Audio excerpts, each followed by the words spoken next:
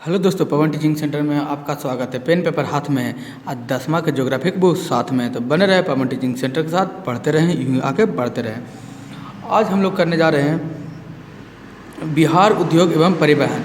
बिहार उद्योग और परिवहन कितना चैप्टर 5 का में को 3 भागों में बांटा गया। उसका एक दूसरा भाग हम लोग पढ़ रहे हैं, बिहार उद्योग एवं परिवहन। इसके पहले हम लोग पढ़े थे कि ऊर्जा का स्रोत, एनर्जी का स्रोत, रिसोर्सेज ऑफ एनर्जी, वो भाग खंड 2 में बांटा गया था। खंड 3 के बारे में पढ़ने, ये चैप्टर 5 ही के अंतर्गत आते हैं। ये कह रहा बिहार उद्योग एवं परिवहन, बिहार इंडस्ट्रियलाइज एंड ट्रांसपोर्ट क्या है, जिसके बारे में हम लोग जानने का प्रयास करते हैं।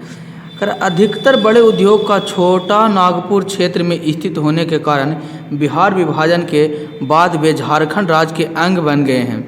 देखा जाए तो अधिकतर बड़े बड़े जितने भी बड़े बड़े उद्योग थे छोटा नागपुर में स्थित थे, और जब बिहार का विभाजन हुआ तब ये जाकर किस में, झारखंड में जाके झारखंड का अंग बन गया। कौन नागपुर? छोटा नागपुर।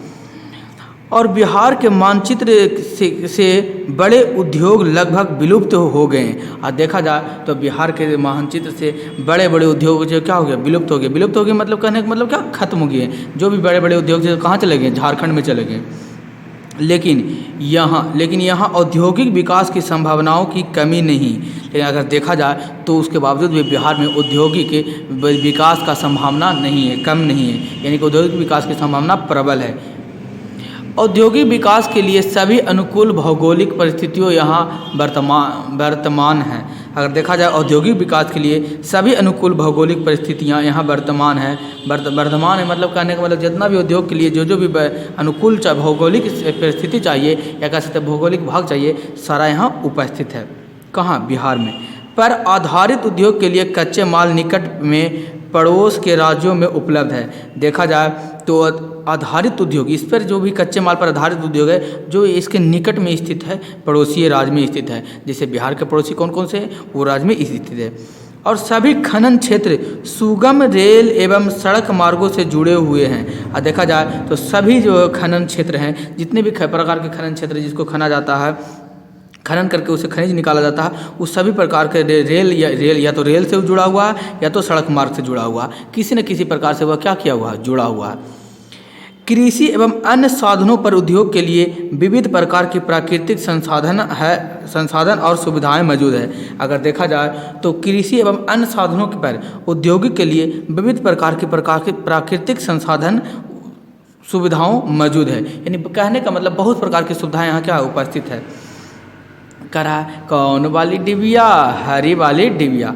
क्या आप जानते हैं, डू यू नो, संयुक्त राज्य अमेरिका के न्यू इंग्लैंड राज्य के पास औद्योगिक विकास के लिए अनुकूल भौगोलिक परिस्थितियां नहीं थी। इसके बावजूद इस राज्य ने परिश्रम के बल पर और पड़ोसी के राज्यों से कच्चा माल प्राप्त कर औद्योगिक विकास का अच्छा उदाहरण प्रस्तुत किया। अगर देखा जाए संयुक्त राज्य अमेरिका में के न्यूजीलैंड राज्य में के पास औद्योगिक विकास के लिए कुछ नहीं था। उसके पास औद्योगिक विकास के लिए ना तो भौगोलिक परिस्थितियाँ था और नहीं कच्चे माल की उपलब्धता था। उसके बावजूद भी वह क्या किया, अपने राज्य के परिश्रम के बल पर, यानी राज्य के मेहनत के बल पर पड़ोसी राज्यों के कच्चा माल प्राप्त करके औद्योगिक को इतना बढ़िया से विकसित कर दिया, इतना विकसित कर दिया क्या कि आज देखा जाए तो वह एक उदाहरण, पूरे दुनिया के लिए एक उदाहरण बन के न्यूजीलैंड सामने खड़ा है। भारत में भिलाई में स्थापित लौह इस्पात उद्योग के लिए कच्चे माल विशेष रूप से कोयला पड़ोस के राज्यों से प्राप्त होते हैं। अगर देखा जाए भारत में जो भिलाई स्थापित लौह इस्पात उद्योग है, उसके लिए जो कोयला जो कच्चा माल उपस्थित है, वो कहाँ से उपस्थित होता है, उसके बगल वाले राज्य से उपस्थित होता है। देखा जाए 10वीं पंचवर्षीय योजना, कौन पंचवर्षीय योजना, 10वीं पंचवर्षीय योजना। बोली सर ये 10वीं पंचवर्षीय योजना क्या होता है, जिसके बारे में हमको समझा। योजना तो हमको खुद ही नहीं समझ में आता क्या होता है योजना। पहले समझिए 10वीं पंचवर्षीय योजना क्या होता है। जब भारत 1947 में क्या हुआ था, आज़ाद हुआ था, उस समय भारत की भौगोलिक स्थिति या कह सकते हैं विकास की स्थिति इतनी बढ़िया नहीं थी, इतना सुगम नहीं थी। इसके लिए क्या करना पड़ा, भारत सरकार को नहीं, भारत सरकार को इसके लिए बहुत प्रकार की योजनाएं लाने पड़ा। किस लिए लाना पड़ा, भारत को विकसित बनने के लिए, विकास को आगे बढ़ाने के लिए योजना लाना पड़ा। इस योजना के अंतर्गत देखा जाए तो हर एक योजना जो भी नियम रूल लागू किया जाता था, तो उससे कहा जाता कि 5 वर्ष के अंदर ही योजना योजना के अंतर्गत जो भी योजना निकले ये 5 वर्ष के अंदर ही इसे प्राप्त कर लिया जाए। बोल सर कौन सा योजना निकलता है जैसे 5 वर्ष समय लगता था सरकारी, जैसे सड़क बनना है, यहाँ से मान लो दिल्ली से बनना है बिहार तक सड़क, तो उसमें 5 वर्ष के अंदर बन जाना चाहिए। इसी को कहा जाता था 5 वर्ष की योजना था, इसलिए नाम पड़ा था 5 वर्षीय योजना। तो ऐसे हर एक 5 वर्ष के बाद इसकी नया योजना बनता था, नया योजना तैयार होता था, इसलिए इसको ऐसा ऐसे कई योजना की बात हुई, पहला योजना, दूसरा योजना, तीसरा योजना, उसी प्रकार से कैमा योजना 10वीं पंचवर्षीय योजना, यानी कि कैमा इसके पहले 9 को पंचवर्षीय योजना आया होगा। तो 10वीं पंचवर्षीय योजना काल में औद्योगिक विकास दर 9.8% था। यहाँ कहा गया था 10वीं की अब भी औद्योगिक विकास दर कितना हो जाएगा 9.8% था, किंतु बिहार की औद्योगिक आय पूरे देश की औद्योगिक आय का मात्र 0.4% था। अगर देखा जाए बिहार के पूरे देश के हिसाब से देखा, पूरा भारत के हिसाब से देखा जाए तो बिहार का औद्योगिक आय मात्र कितना था 0.4%, यानी कि औद्योगिक आय का मतलब क्या था, उद्योग से कमाए लोग जो काम कर रहे थे, अपना इनकम को स्रोत कर रहे थे, वो प्राप्त कर रहे थे, मजदूरी प्राप्त कर रहे थे, मात्र 0.4% ही प्राप्त कर रहे थे। 2004-5 की कितने के डाटा, कब के डाटा है 2004 और 5 के बीच का डाटा है। एक तथ्य यह भी है कि राज्य के समग्र औद्योगिक प्रक्षेप में अनुबंधित इकाइयों का बाहुल्य रहा। अगर देखा जाए इसका एक संग्रह यह भी है कि राज्य में प्रत्यक्ष में अनुबंधित इकाइयों का बहुत ही क्या रहा, बाहुल्य रहा, जिसकी आय इसे प्रक्षेप की कुल आय की आधी है। देखा जाए पूरा जो आय है उस कुल आय की कितनी है, आधी है। कौन दी है, आधी है। कह रहा बिहार सरकार का सर्वेक्षण रिपोर्ट, कौन सरकार का सर्वेक्षण रिपोर्ट, बिहार सरकार का सर्वेक्षण रिपोर्ट 2007 से 8 के अनुसार बिहार में बड़ी एवं मंझली औद्योगिक इकाई की कुल संख्या 262 थी। अगर देखा जाए अनुसार बिहार के अनुसार देखा जाए 2007 से 8 के अनुसार देखा जाए बिहार में बड़ी कहने का मतलब कुछ ही बहुत बड़ा उद्योग और मंझला उद्योग और छोटा उद्योग। तो मंझले उद्योग, बड़े और मंझले उद्योग इकाई कुल संख्या 262 थी, यानी बड़े उद्योग और मंझले उद्योग को, यानी कि न तो सबसे ज़्यादा मंझला क्या होता है सर, न तो आप देखते हैं अगर 3 भाई होंगे तब पहला वाला भाई बड़ा कहलाता है, बीच वाला भाई, अंतिम वाला भाई छोटा कहलाता है, बीच वाला भाई को मंझला कहा जाता है। उसी प्रकार से व्यापार में देखा जाए तो बड़े व्यापार को बड़ा व्यापार कहेंगे, तो उससे कम व्यापार को छोटा मंझला व्यापार कहता है, उससे भी कम तो छोटा व्यापार कहा जाता है। तो इसकी टोटल दोनों की संख्या बड़े व्यापार और मंझले व्यापार की कितनी थी, 262 थी, जो राज्य के सीमित क्षेत्रों में केंद्रित था। राज्य के सीमित क्षेत्र में, यानी कि पूरे राज्य में फैला था, बिहार राज्य में फैला था, कुछ कुछ क्षेत्र में फैला हुआ था। बड़ी एवं मंझली इकाइयों का सर्वाधिक केंद्रीकरण पटना प्रखंड में देखा जाए तो इसका इकाई जो बड़ी एवं मंझलो इकाइयों का सर्वेक्षण केंद्रीकरण कहाँ था, पटना प्रमंडल में। कौन प्रमंडल, पटना प्रमंडल। कब 38.2%, कितना है 38.2% है। जबकि तिरहू प्रमंडल, कौन प्रमंडल, तिरहू प्रमंडल में 21.6%, कौन प्रमंडल, तिरहू प्रमंडल में 21.6% और मगध प्रमंडल में 9.7% है, और मगध प्रमंडल में कितने हैं 9.6% है। कह बिहार में लघु, अति लघु एवं अत्यंत लघु उद्योग की अधिक विस्तार है। देखा जाए तो बिहार में लघु उद्योग, अति लघु उद्योग, यानी कि लघु से भी छोटा, अति लघु से भी छोटा, अत्यंत लघु उद्योग का विस्तार क्या है, ज़्यादा, यानी छोटे छोटे रोजगार बिहार में बहुत सारे फैले हुए हैं। यह रोजगार सृजन है। यह रोजगार सृजन का मतलब क्या हुआ, इससे रोजगार उत्पन्न होता है, लोग इसमें काम करते हैं, अपना जीवन यापन कर सकते हैं ऐसे रोजगारों से। सृजन के एक अहम भूमिका अदा करती है, इसीलिए इसका रोजगार के लिए वह रोजगार जो अति लघु उत्तरीय है, लघु उत्तरीय है, अत्यंत लघु उत्तरीय है, ये सारा रोजगार का क्या करते हैं, सृजन भूमिका अदा करती है। वर्ष 2007 से 8 में इसके द्वारा 5.5 लाख मानव दिवस का रोजगार सृजन किया गया। अगर देखा जाए 2007-8 में देखा जाए तो इसके 5.5 लाख मानव दिवस का क्या किया गया, रोजगार का सृजन किया गया।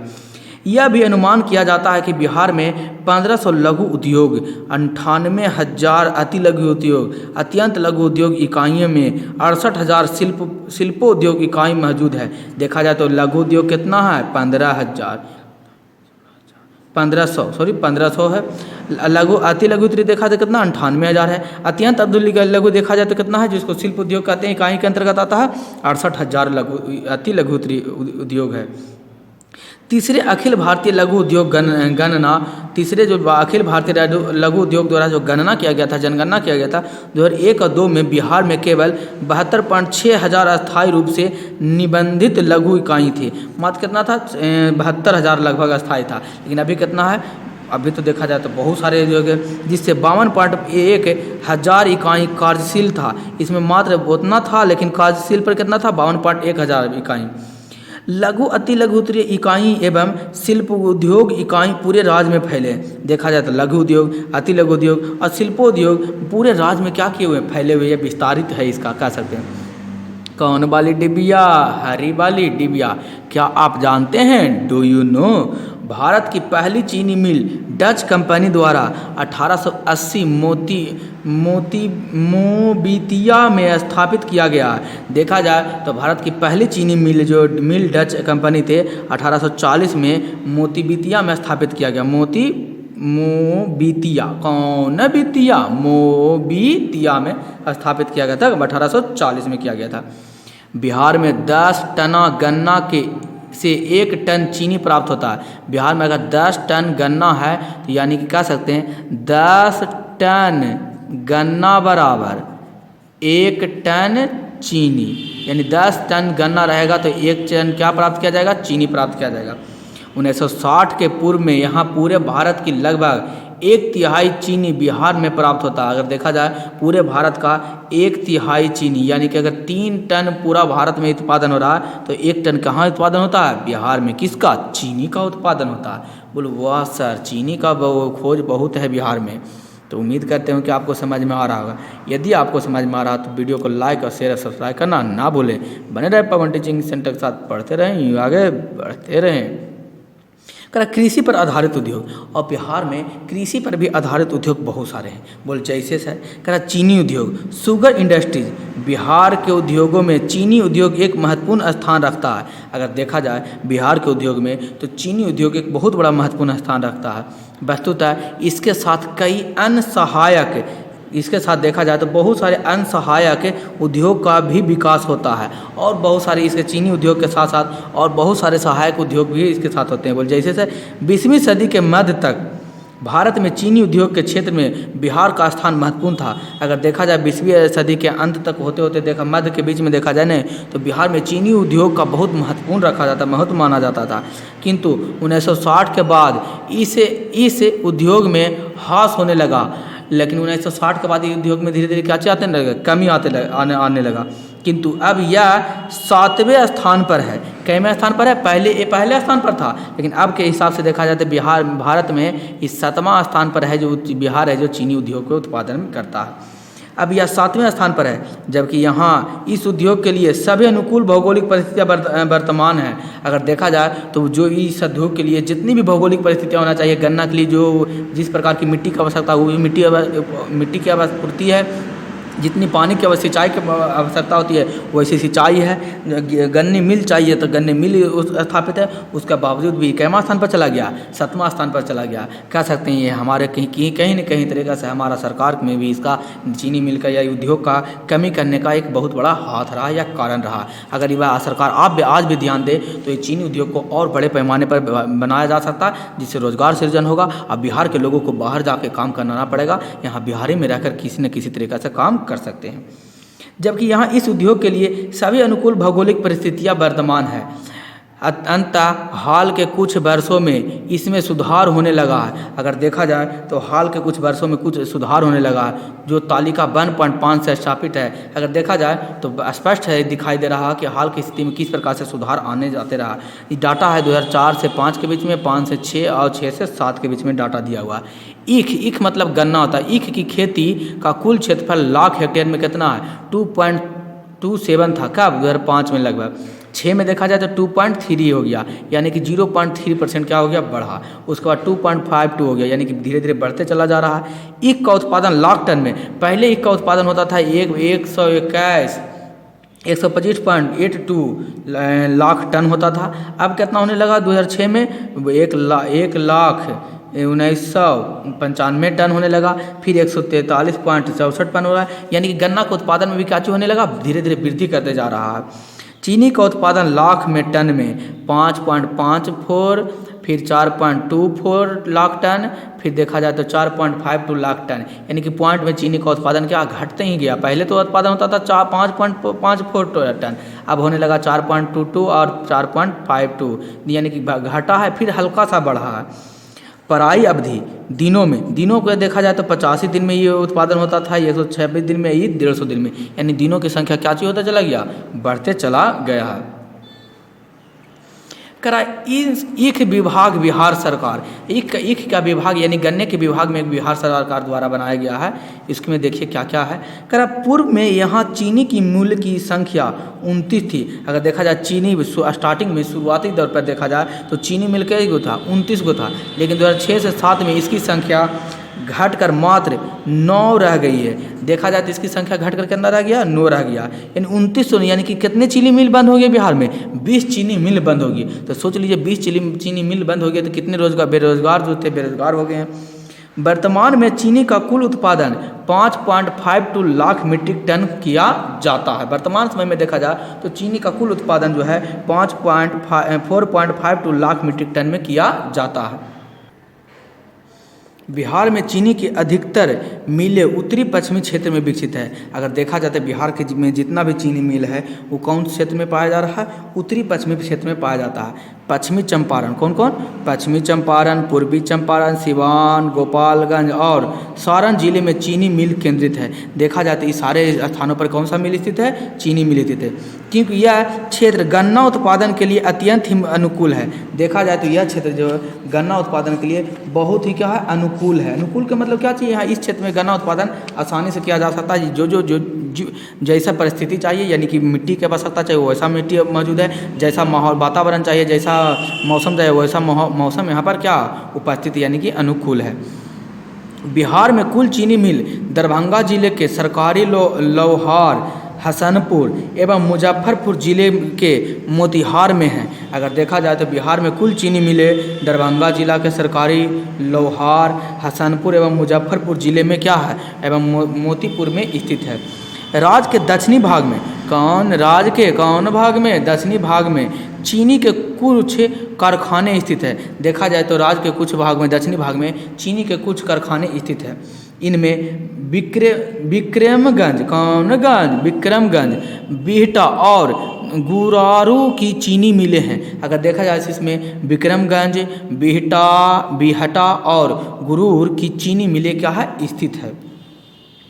राज्य में चीनी उत्पादन के प्रोत्साहन के लिए 11वीं योजना अवधि के दौरान विशेष बल दिया गया। अगर देखा जाए तो राज्य के चीनी उत्पादन में प्रोत्साहन के लिए 11वीं योजना, कौन योजना, 11वीं पंचवर्षीय योजना के अंतर्गत दौरान विशेष बल दिया गया था और ईख उत्पादन के एवं क्षेत्रफल के बढ़ाने की अधिक जोर दिया गया था कि यहाँ को ईख उत्पादन के बढ़ाना है और यहाँ के क्षेत्रफलों को भी बढ़ाना, जो एरिया जिसमें जहाँ ईख उत्पादन होता है उस एरिया को, उस क्षेत्रफल को भी क्या करना है, बढ़ाना है। बिहार राज्य चीनी निगम के बंद पड़े 15 चीनी मिलों एवं 2 निर्माणाधीन इकाइयों को पुनः जीवित करने की योजना है। अगर देखा जाए तो 15 चीनी मिलें एवं 2 निर्माणाधीन इकाइयों को पुनः जीवित करने की क्या चाहिए, योजना है।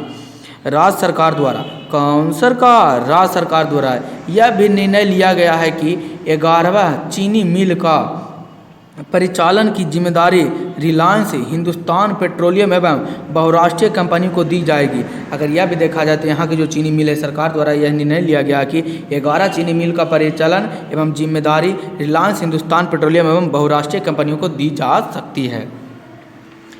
चीनी मिल में यह उत्पादन के रूप में विद्युत, कागज, छोबा एवं इथेनॉल निर्माण भी होता है। चीनी मिल में सिर्फ चीनी का ही निर्माण नहीं होता, यहाँ पर विद्युत का भी निर्माण किया जाता है, जिसको फरहारी जो बचता है, जो गन्ना के ईख के जो अवशेष बचेंगे उससे भी विद्युत का उत्पादन किया जा सकता है। कागज भी बनाया जाता है, उसे छाल के छोबा बनाया जाता है, इथेनॉल का निर्माण भी किए जाते हैं। वर्तमान में इसके सब उत्पादन पर काफ़ी बल दिया जा रहा है। अगर देखा जाए वर्तमान समय में इसके साथ मिल के संबंधित करके इस सारे चीज़ का उत्पादन पर बहुत ज़्यादा बल दिया जा रहा है। कई नई योजनाओं को दिया जा रहा है, बहुत सारे नई योजनाओं को इस पर बल दिया जा रहा है। ये था सारे क्या था, चीनी मिल के बारे में, यानी चीनी उद्योग के बारे में। आगे हम लोग देखेंगे जूट उद्योग। कौन उद्योग, जूट उद्योग। जूट बिहार का ही नहीं बल्कि पूर्व भारत का एक महत्वपूर्ण उद्योग है। अगर देखा जाए तो जूट है जो पूरे बिहार का नहीं, पूर्व भारत का एक महत्वपूर्ण उद्योग के अंतर्गत आता। आज़ादी से पूर्व भारत में 110 जूट के कारखाने थे। अगर देखा जाए आज़ादी के पहले देखा जाए तो बिहार में कितने, पूरे भारत में, पूर्वी भारत में 110 जूट के कारखाने थे। इनमें सबसे अधिक पश्चिम बंगाल एवं बिहार में केंद्रित था। इनमें 110 कारखाने में सबसे ज़्यादा देखा जाए तो पश्चिम बंगाल में, उसके बाद दूसरा स्थान पर देखा जाए तो बिहार में जूट के कारखाने स्थित थे। लेकिन आज़ादी के बाद जूट पैदा करने वाला अधिकतर भाग बांग्लादेश में चला गया। लेकिन आज़ादी जब हुआ तो बांग्ला दो भागों में बटा, पश्चिम बंगाल और पश्चिमी बंगाल और पूर्वी बंगाल। पूर्वी बंगाल जो क्या है अभी बांग्लादेश के नाम से जाना जाता है, आधा अधिकतर क्या हो गया, कारखाने, जूट के कारखाने बंगाल में चले गए, बांग्लादेश में चले गए, जिसके कारण इस उद्योग को भारी झटका लगा। यही कारण हुआ कि जूट उद्योग को भारी झटका लगा, क्योंकि आधा से ज़्यादा जो उद्योग थे, कारखाने थे, कहाँ चले गए, बांग्लादेश में चले गए, जिसका कारण यह उद्योग को भारी झटका लगा। बिहार में जूट के 3 बड़े कारखाने हैं। अगर देखा जाए तो बिहार में अभी भी वर्तमान में जूट के 3 बड़े कारखाने हैं। कहाँ कहाँ स्थित है तो कटिहार में, पूर्णिया और कौनभंगा, दरभंगा में। वर्तमान में सिर्फ कटिहार का कारखाना कार्यरत है। ये 3 गो तो स्थित है, ये 2 गो जो पूर्णिया और दरभंगा जो क्या है बंद पड़ा हुआ है, और सिर्फ कटिहार का ही वर्तमान में जो क्या है चालू है, या कह सकते हैं कार्यरत करा है, यहाँ जूट का निर्माण किया जा रहा है। तो कह सकते, सीधी बात से कह सकते हैं डायरेक्ट कि बिहार में मात्र एक जो है जूट उद्योग के कारखाने प्रचलित में या कार्यरत में है, वो भी कौन सा, कटिहार का जूट उद्योग।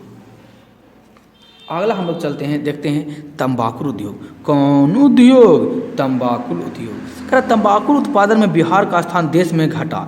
अगर देखा जाए तो तंबाकू का उद्योग में जो बिहार का स्थान देश में घटा, ऐसे भी तंबाकू निषेध है, आप भी प्रचार देखते होंगे। अब बिहार सरकार में तो और नशा मुक्ति केंद्र चल रहा है, नशा बताओ, नशा छोड़ाओ चल रहा है, तो यहाँ पर और धीरे धीरे इसमें कमी आई। तंबाकू पर आधारित बीड़ी तथा सिगरेट के कारखाने कई जगह पर स्थापित है। अगर देखा जाए तंबाकू के आधारित पर ही बीड़ी के कारखाने और सिगरेट के कारखाने बिहार में कई जगह पर स्थापित थे।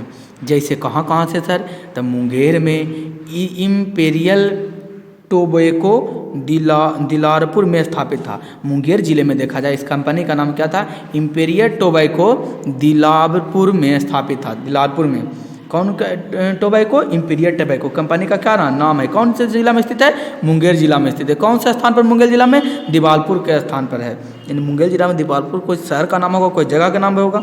जिस प्रकार से आप जिस राज्य में, जिस जिले में रहते हैं उस जिले में बहुत सारे शहर के तो नाम होता होगा। बीड़ी उद्योग के लिए तेंदू के पत्ते यहाँ झारखंड के पठारी क्षेत्र से प्राप्त किया जाता है। अगर देखा जाए बीड़ी उद्योग के लिए, तो बीड़ी को जो क्या देखें अगर बीड़ी बनाते हुए, तो इस तरीका से चौड़ा पत्ता रहता है, उसको मोड़ के फोल्ड किया जाता है इस तरीका से। वो कहाँ से स्थापित किया गया, कौन से पेड़ से प्राप्त होते हैं, तो तेंदू के पत्ते। किसके पत्ते, तेंदू के पत्ते। ध्यान देने योग बात, क्वेश्चन आपसे पूछेगा बीड़ी किसके पत्ते से बनाए जाते हैं, तो तेंदू के पत्ते से बीड़ी बनाए जाते हैं। और कहाँ से प्राप्त होता है, बिहार, झारखंड के पठारी क्षेत्र से प्राप्त होता है। यहाँ बीड़ी के 250 से अधिक कारखाने, अगर यहाँ जो देखा जाए तो बीड़ी के 250 से भी अधिक कारखाने स्थित है। कहाँ स्थित है, तो मुंगेर में, गया में, पटना में, झाझा, लखीसराय, जमुई, बिहार शरीफ, आरा, बक्सर, महनार, दलसिंहसराय, शाहपुर आदि में स्थित है। अगर देखा जाए तो कारखाने जो 250 बीड़ी के जो कारखाने हैं जो बहुत सारे क्षेत्रों में क्या स्थित है, तो कौन कौन से जिले में, निम्न जिले में स्थित है। कौन कौन से जिले में, मुंगेर, गया, पटना, झाझा, लखीसराय, जमुई, बिहार शरीफ, आरा, बक्सर, महनार, दलिहार, सहारनपुर में स्थित है। क्या चीज़, बीड़ी के कारखाने। टोटल कितने बीड़ी के कारखाने हैं, 250 बीड़ी के कारखाने हैं। उम्मीद करते हैं दोस्त आपको अगर वीडियो अच्छा लगता हो तो लाइक और शेयर और सब्सक्राइब करना ना भूलें। बने रहे पवन टीवी से, पढ़ते रहें, आगे बढ़ते रहें। तो सर क्या आज भर इतना ही रहेगा, पार्ट 1 यहीं पर है। और तंबाकू उद्योग के बारे में हम लोग क्या किए आज जान चुके हैं। इसके आगे हम लोग पढ़ेंगे दाल एवं आटा का मिल के कहाँ कहाँ स्थित है बिहार में। उसके बाद तेल मिल के बारे में पढ़ेंगे, फिर चमड़ा उद्योग के बारे में पढ़ेंगे। इसी प्रकार से और सारे गैर कृषि आधारित सारा जितने भी है, कौन कृषि आधारित है, कृषि आधारित उद्योग है। उसके बाद हम लोग और 2 उद्योग है कृषि आधारित उद्योग, उसके बारे में पढ़ेंगे। उसके बाद पढ़ेंगे गैर कृषि आधारित उद्योग के बारे में हम लोग चर्चा करेंगे। तो बने रहे पवन टीचिंग सेंटर तक, पढ़ते रहें, आगे बढ़ते रहें। मैं अंत में आपको यही कहूँगा छोटे को प्यार करें, बड़े को सम्मान करें, अपना व्यक्तित्व इस तरीक़ा से कायम रखें कि आपके साथ रह रही स्त्री भी सुरक्षित महसूस कर सके। अंत तक वीडियो देखने के लिए आपका शुक्रिया।